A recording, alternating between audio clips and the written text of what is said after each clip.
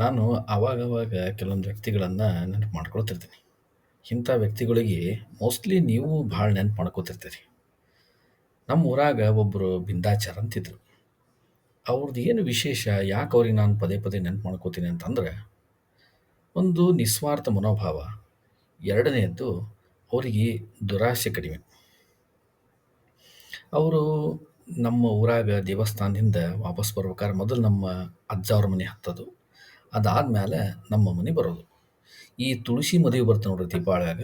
ಈ ತುಳಸಿ ಮದುವೆ ಇದ್ದಾಗ ಅವರು ಮೊದಲ ತುಳಸಿ ಪೂಜೆಯನ್ನು ನಮ್ಮ ಅಜ್ಜ ಅವ್ರ ಮನೆಯಲ್ಲಿ ಮಾಡೋರು. ಅವ್ರೇನೋ ಒಂದು 5 ಪೈಸಾ 10 ಪೈಸಾ ಕೊಡ್ತಿದ್ರು. ಆಮೇಲೆ ಅಲ್ಲಿಂದ ಹಾಗೆ ಮುಂದೆ ಬಂದ್ಮೇಲೆ ನಮ್ಮ ಮನೆ ಬರೋದು. ನಮ್ಮ ಮನೆ ಮುಂದೆ ನಿಂತು ಬಿಂದಾಚಾರ ನಮ್ಮ ಮನೆಯಲ್ಲೂ ತುಳಸಿ ಪೂಜೆ ಆಗಬೇಕು ಅಂದಾಗ ನಮ್ಮ ಮನ್ಯಾಗೂ ತುಳಸಿ ಪೂಜೆ ಮಾಡೋರು. ಆವಾಗ ನಾವು ಅವ್ರಿಗೆ ಏನಾದರೂ ಒಂದು 10 ಪೈಸಾನೋ 25 ಪೈಸಾನೋ, ಆಗಿನ ಕಾಲದಾಗ ಅದು 10 ಪೈಸಾ 25 ಪೈಸಾ ದೊಡ್ಡದೆ. ನಾವು ಹಣ ಕೊಡ್ಲಿಕ್ಕೆ ಹೋದಾಗ ಅವ್ರೇನನ್ನೋರು, ನಿಮ್ಮ ಅಜ್ಜನ ಮನ್ಯಾಗ ಕೊಟ್ಟಾರಲ್ಲ, ಮತ್ತ್ಯಾಕೆ ನೀವು ಇಲ್ಲಿ ಕೊಡ್ಲಿಕತ್ತೀರಿ ರೊಕ್ಕ ಅಂತ ಕೇಳೋರು. ಇಲ್ರಿ, ಅದೊಂದು ಮನೆ ಇದೊಂದು ಮನೆ, ನಿಮ್ಗೆ 2 ಮನೆ ಪೂಜೆ ಆಗ್ಯಾವ, ಅದಕ್ಕೆ ನಾವು ಕೊಡ್ಲಿಕತ್ತೀವಿ. ಹಾಗಂದ್ರೆ ಅವ್ರು ಬೇರೆ ನೀವು ಬೇರೆ ಏನು? ಅಂದ್ರೆ ನೀವು 2 ಮನೆ ಬೇರೆ ಅಂತ ತಿಳ್ಕೊಂಬಿಟ್ರೇನು? ಒಬ್ಬರು ಕೊಟ್ರೆ ಮುಗಿದು ಹೋಯ್ತು ಅಂಥೇಳಿ ಬೇಕು ಅಂದ್ರೆ ಆ ಹಣವನ್ನು ಇಸ್ಕೋತಿದ್ರು, ಬ್ಯಾಡ ಅಂದ್ರೆ ನಮ್ಮ ಹತ್ರ ಕೊಟ್ಟು ಹೋಗ್ತಿರು.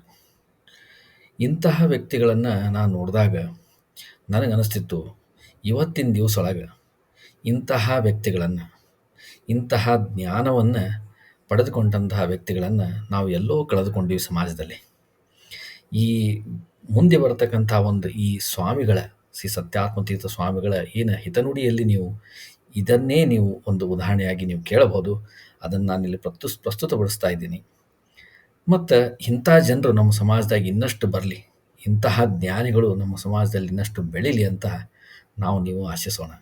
ಈಗ ಸ್ವಾಮಿಗಳು ಹೇಳ್ತಕ್ಕಂಥ ಹಿತವಚನವನ್ನು ಈ ವಿಷಯದ ಆಧಾರದ ಮೇಲೆ ಸ್ವಲ್ಪ ಗಮನಿಸಿ ನೋಡಿ. ನಮಸ್ಕಾರ. ಸ್ನಾನ ಮಾಡಿದರೆ ಶುಚಿ, ಹೌದು, ಶಾರೀರಿಕವಾಗಿ ಅದು ಶುಚಿಯೇ. ಆದರೆ ಸ್ನಾನ ಮಾಡಿದರೂ ಸರಿ, ಹೊಸ ಬಟ್ಟೆ ಉಟ್ಟರೂ ಸರಿ, ರೇಷ್ಮೆ ಬಟ್ಟೆ ಉಟ್ಟರೂ ಸರಿ, ಈ ಎಲ್ಲ ಬಾಹ್ಯ ಶುಚಿಗಳು ಬೇರೆ.